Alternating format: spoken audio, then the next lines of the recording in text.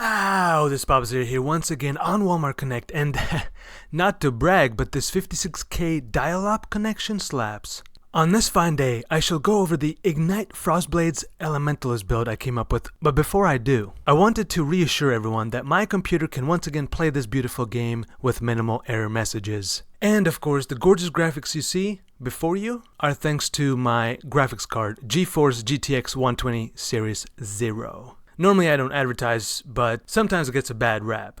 Anyway, this build may not be the flashiest thing in Railclass, but it can pack a medium-sized punch when it wants to. About 45% of the time, to be exact. And that's because I have built it around the Crucible node, which enables Frostblades to ignite with every damage type.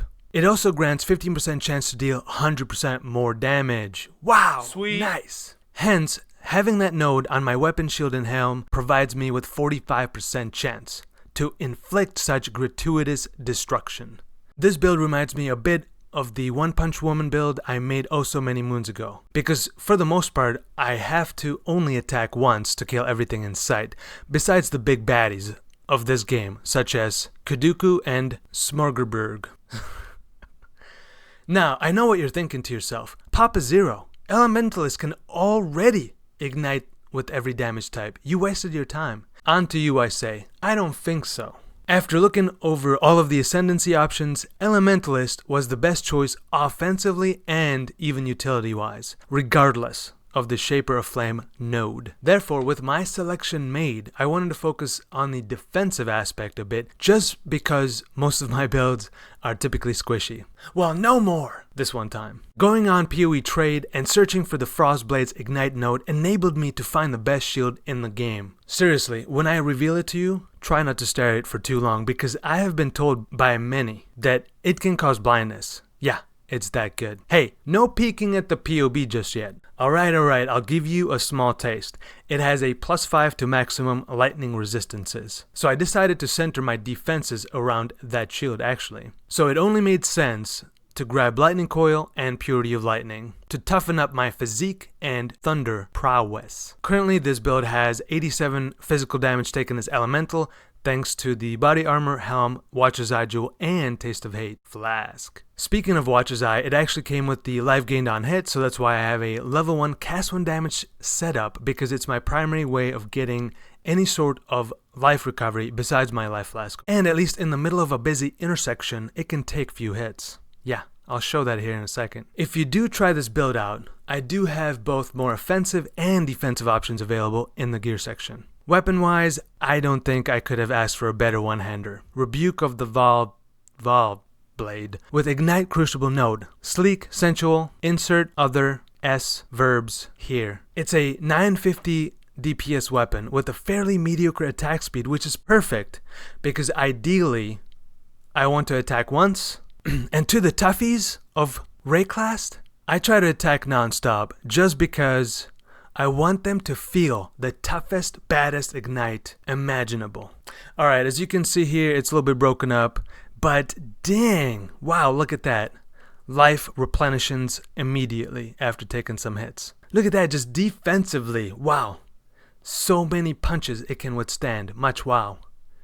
Ooh, what is that? Oh, nice. Yeah, very, very nice. Alright, you know what, this time around, we're gonna start with the beautiful shield. Yeah, Doom Bastion. Wow, what a name. Of course, I got my level 3 Enlighten and my level 4 Empower, making this bad boy level 26. Wow, that's nice. Nothing super amazing as far as the other nodes, but this one, mwah, nice. Standard Aladdin's Helm with a little bit of physical damage taken as fire, plus fire. Ooh, wow, what a combo. Very nice.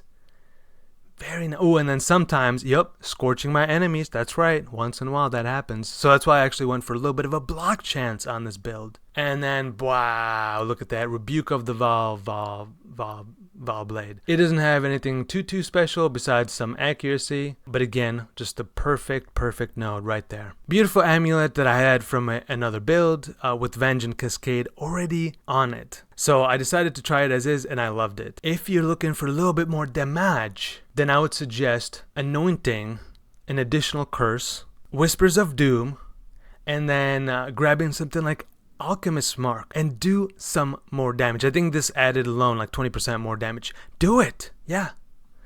I'm of course using the lightning coil. It seemed perfect just because, well, gives +2, doesn't really matter that much. Fairly standard, beautiful support gems. If you want more damage, boom, right there, the Covenant. Wow, Incandescent Heart, yes, nice.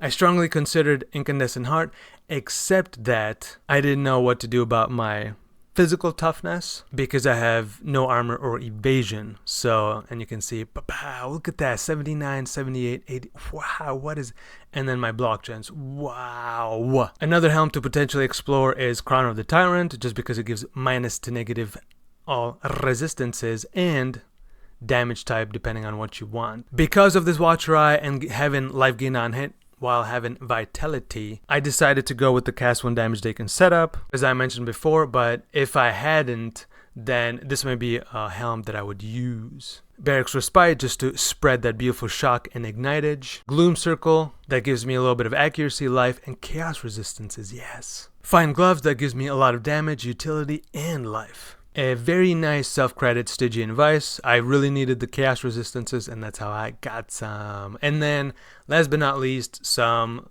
boots with a little bit more chaos resistances and dexterity. I did test Diadem Dawn and the Emberwake Ruby Ring, but honestly, again, in PUB, wow. 30% more, 40% more damage, infinitely more damage. But once I started play testing it, I didn't notice that much of a difference, if any at all, actually. So I decided I didn't need these, but that's something else you can explore. So offensively, you could maybe try that.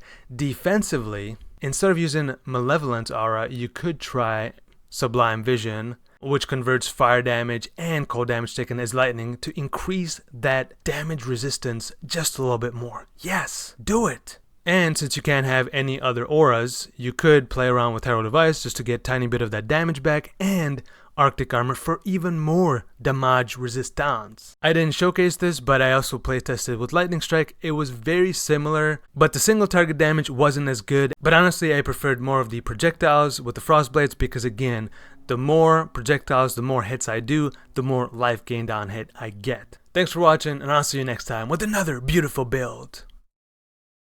Anyway, this build may not be the flashiest thing in Railclass, but I can... This build may not be the flashiest thing in Railclass,